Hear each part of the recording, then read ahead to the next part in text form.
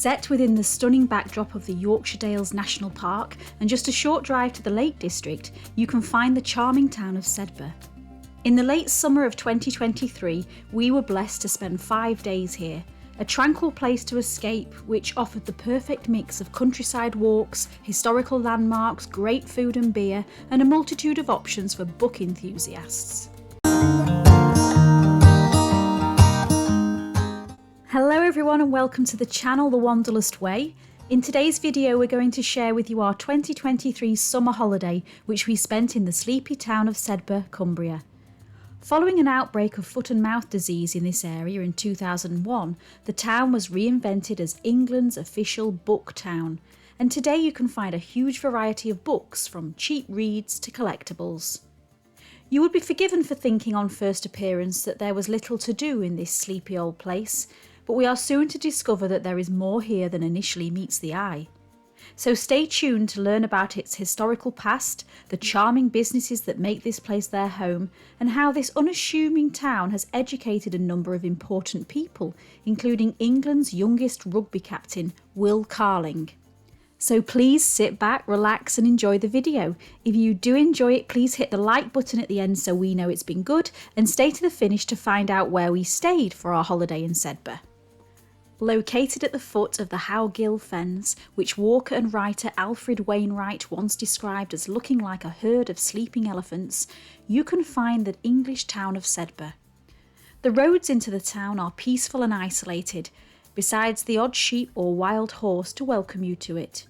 When we arrived by car during the last week of the UK's busy 6-week summer break, we realised on entrance that this was just the R&R that we needed. Rolling hills and babbling brooks border the lanes, and you feel encased in a world that seems almost too good to be true. Although we had originally planned to use the place as a base to explore other areas, the truth became that we left our motorised life behind, and for the majority of the 5-day trip we let it rest in the town's car park. For it soon became clear that this place, with its old world charm, historic houses and cobbled streets, had everything we needed for our countryside break. At the centre of the Lakes and Dales book trail, Sedbergh boasts more second-hand bookshops than Birmingham, one of which is located in the top 10 in the UK.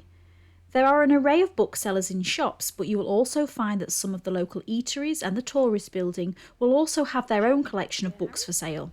There's a real sense of community here, and not far from one of the town's main car parks and across from the waffle shop, you can discover the Book Shelter, a charming bus stop enclosure with an open library for folk to leave and collect books, a place to share one reader to another. A leaflet showing shop locations and their opening times is available at the Tourist Information Centre and on their website, which I'll link below in the description. And although I don't wish to be biased, my personal favourite in the town was Westwood Books, which you can find right at the end of the main street. It's an absolute labyrinth of reading opportunity, from first editions to unique finds. Every genre was catered for, with all the books neatly laid out in their sections. I could have spent hours in this place, but alas, we only had 5 days. If you aren't a bookworm like the rest of my family though, don't be alarmed, as there are other shops to provide some retail therapy, and I'll go through these a little later on. But first, let's mention what else we found to keep our days full. Sedbergh started as a small settlement in Saxon times, where several routes crossed the River Rothay. Much of the plan of the town today owes much to the Normans, who laid it out around Main Street in 1090 in a traditional triangular pattern with the church in one corner. In the year 1254, Sedbergh was granted its first market charter by Henry III and a second by Henry VIII in 1526. You can find 2 plaques on the library wall which record these moments. By medieval times, Sedbergh was a well-established town, its reputation cemented by the founding of its famous public school in 1525.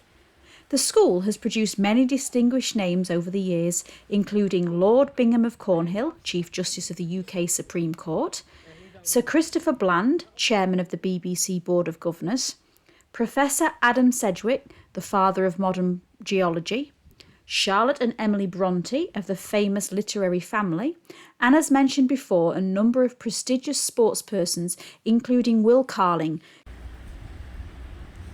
Will Carling, famous rugby player, will have played, I assume, on this pitch in his younger days. In Victorian times, the area was a centre of the woolen industry, with several spinning and weaving mills. Just outside Sedbergh and a short walk away, you can find the restored Victorian woolen mill known as Fairfield Mill.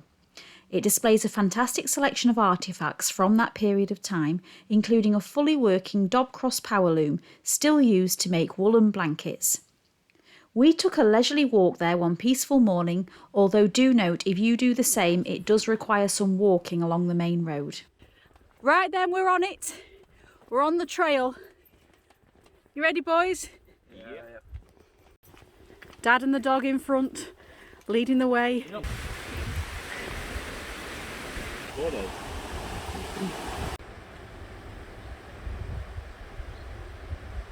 Here we go. The Riverside Mill is free to visit, although they do rely heavily on donations. Inside you can find a wonderful range of high quality art and craft and fascinating heritage as previously mentioned. Set over 4 floors, it combines a stunning collection of galleries, artist studios and a shop, including a little area at the top with even more books for sale. Do note that if you are bringing a dog along on your trip, they aren't allowed in the mill, but are welcomed into the cafe on the 1st floor. Speaking of the cafe, we did stop here for a late morning refreshment and it was perfect. The Victoria sponge cake in particular was superb and I would highly recommend that washed down with a pot of tea. On sunny days you may wish to sit outside, which offers beautiful views over the river.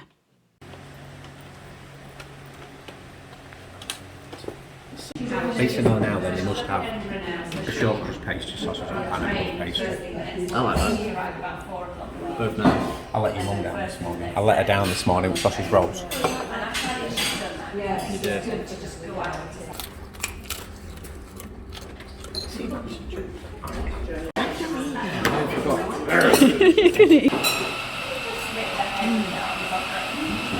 Very good.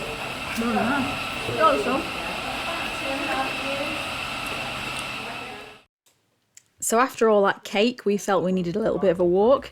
So from here we took a stroll through the berry-lined lanes and past free-flowing rivers to Brigflatts, entering Mill Throp with Missy.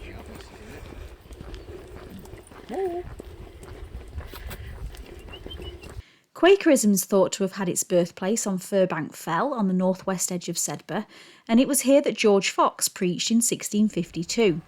The Society built Brigflatts Meeting House in 1675, and today this Grade 1 listed building has been justly described as one of England's vernacular gems. Our visit to Brigflatts Meeting House was extremely enjoyable, and there is a peace in the atmosphere unlike anything I can describe. I will be doing a follow-on video of the Quakers in the near future, so please subscribe to the channel if you would like to be notified about that.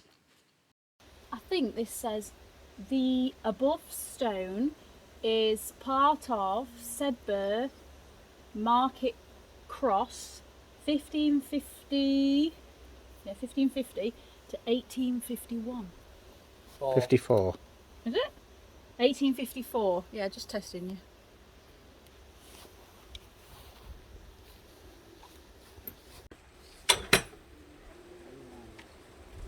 Has Jack gone in?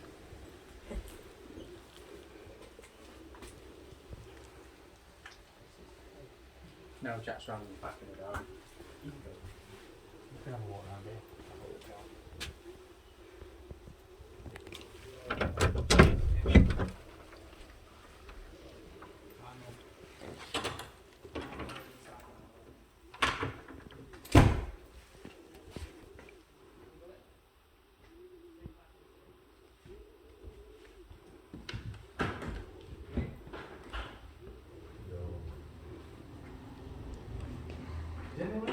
Me.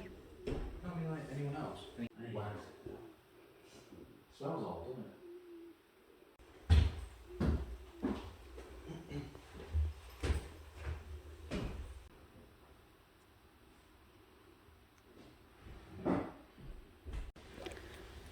It's so peaceful here. It's absolutely lovely.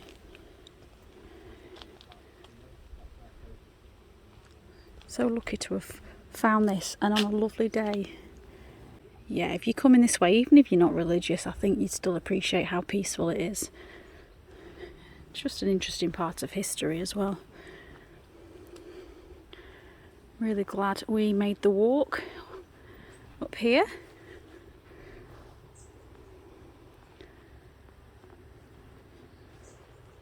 So lovely and quiet.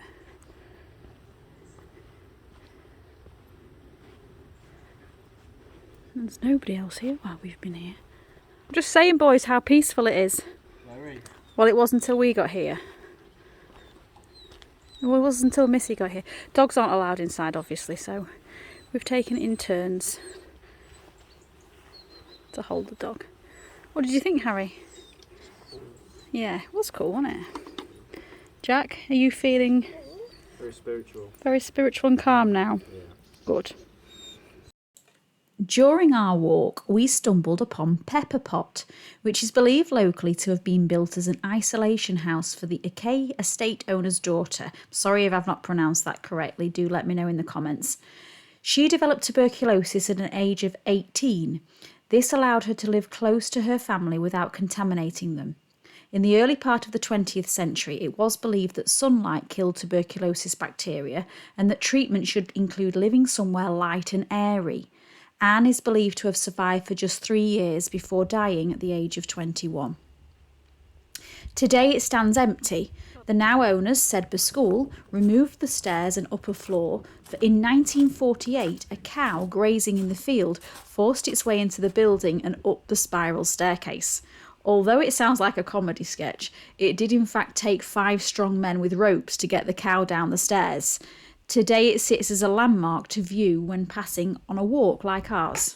There's no denying this part of the country is a paradise for walkers and cyclists alike.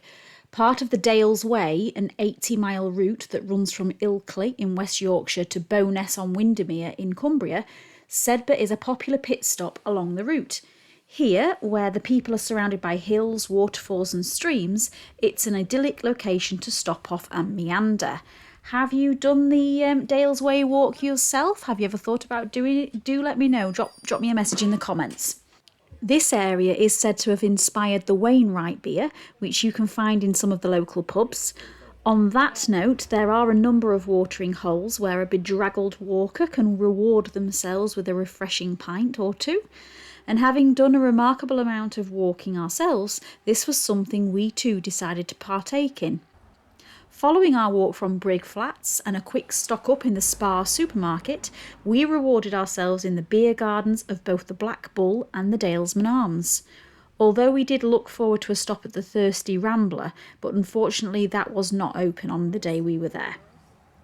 Our trip involved a tremendous amount of walking, and the area is abound with a network of public footpaths and bridleways.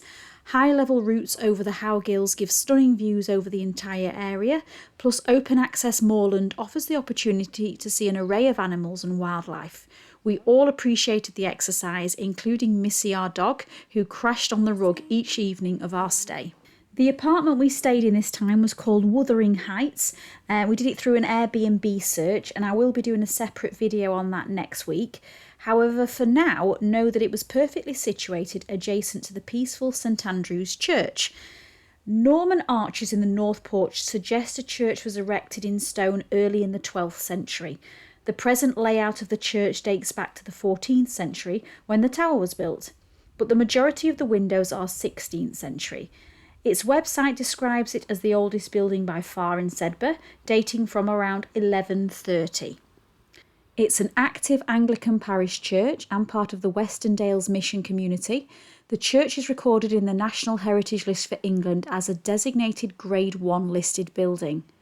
The churchyard is said to contain a yew tree under which George Fox preached, and contains the unmarked grave of poet, American loyalist and Anglican missionary to colonial South Carolina, Reverend Charles Woodmason. Have you heard of him? Let me know in the comments. Come outside into the churchyard and you can find the Jubilee Drinking Fountain, a Grade 2 listed building that was erected in 1897 when Finkel Street was widened to commemorate the Diamond Jubilee of Queen Victoria. If you cross the road from the fountain, you will find the White Hart, Red Lion and the local butchers where those sausage rolls we spoke about earlier came from. Move further upwards towards the unmissable building that is Smat's Duo Cafe and you will find yourself at the start of the main street.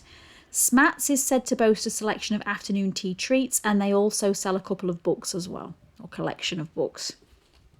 Take the short walk from here to the end of the main street and you will pass the Black Bull, a 17th century coaching inn which offers a sleek menu in gastropub style.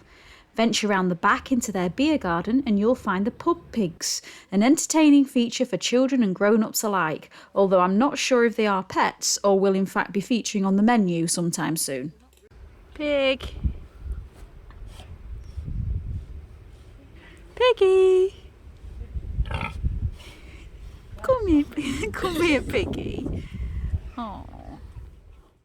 Across from here you can find the Sleepy Elephant Shop, a typical example of a weaver's cottage. It is reputed to have hidden Bonnie Prince Charlie, a Stuart claimant to the throne of England, Scotland and Ireland.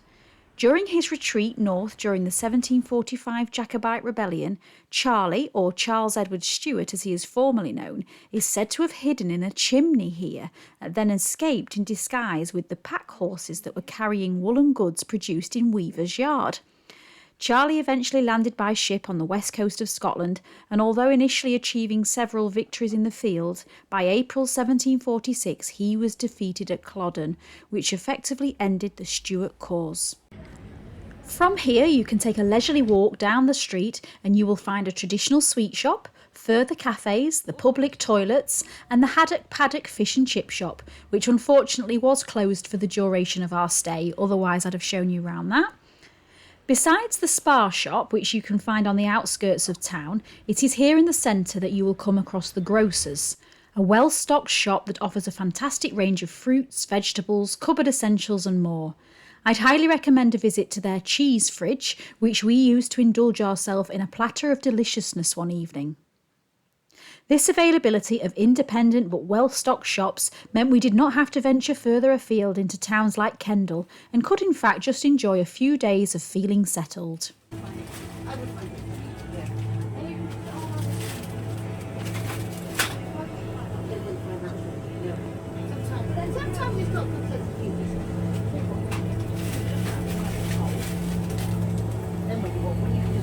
Despite staying in Sedbergh for the majority of our time, towards the end we did get a flash of FOMO and we took a trip by car to the nearby town of Kirkby Lonsdale. This is a much bigger town by contrast and is home to several restaurants, shops and bars, and the main reason we went for was the notorious Devil's Bridge. I have saved the Kirkby Lonsdale trip for another video, so if you're interested in that, please head over to the channel and subscribe to be notified about its release. We're almost at the end of our video, but I'd like to just share with you our very last excursion, one we took on our way back home, for this is probably our most favourite stop. Coming from Sedbergh on the A683 for around 4.5 miles, you can find the Cautley Spout waterfall. It's claimed as England's highest waterfall. The spectacular falls drop over 200 metres off the fells before joining the River Rothay. The high falls of Cautley Spout were formed when glaciers eroded back into the mountainside, eventually diverting a north-flowing stream over the edge of Cautley Crag. Today they attract visitors in great numbers, but 2,000 years ago were admired by very different people, for archaeologists have discovered here the houses and fields of an Iron Age farming community. How cool is that? These people probably lived by grazing sheep and cattle and growing a few crops in the tiny enclosures close to their simple stone and timber roundhouses. The walk, although steep in places, is rewarding.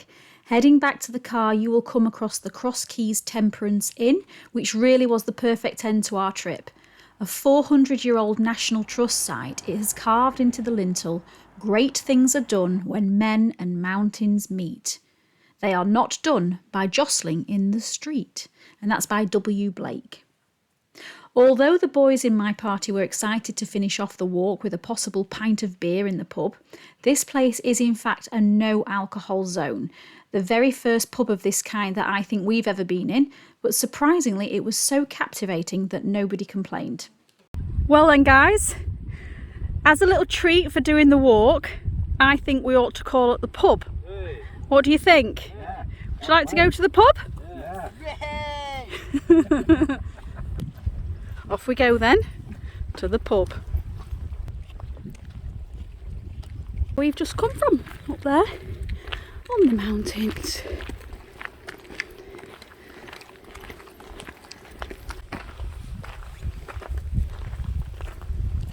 There you go. You happy with this? Yeah. There's no alcohol. There's no alcohol, you two.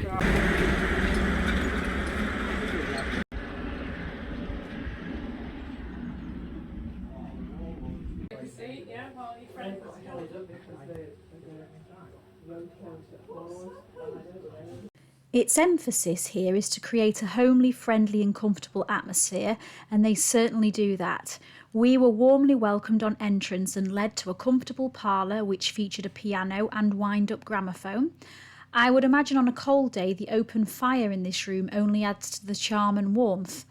Here we sat and enjoyed fresh refreshments of nettle cordial, pink lemonade and a delicious selection of sandwiches. It really was so beautifully done and almost like visiting an old friend or family member. With the parlour being snug and cosy, it also offered us the opportunity to meet fellow travellers who had stumbled upon the place as well, dazzled in by its alluring appeal from the roadside. As a Temperance inn, they do not sell alcoholic beverages, and there is an interesting local story as to why that came about. The website tells us of a tragic accident that befell the landlord, who after a jolly evening had felt the need to assist home one of his patrons, a member of the Buck family. Heading in the direction of Ravenstonedale, it transpired that this jolly gentleman fell down the river bank, and in an attempt to assist him, the landlord fell into the River Rothay and drowned. On the 27th of October 1902, the cross keys was sold by auction at the Bull Hotel in Sedbergh, which we showed you earlier, for £900 to Mrs. Sarah Buck of Ravenstonedale. I don't know, perhaps Sarah was a relative of the man that the landlord was trying to help. Either way, she bought the property then, and then she resold it to Mrs. Edith Adelaide Bunny, who removed the liquor licence, with the result that since 1902 the Cross Keys has been a Temperance inn. There is a Quaker connection to this building also, and I'll cover that in the spin-off video on the channel later on. Thanks so much for watching, and to all the businesses and the people of Sedbergh that made our visit so special. Do let us know in the comments if you visited any of these places, or if you have any further recommendations if anybody else returns.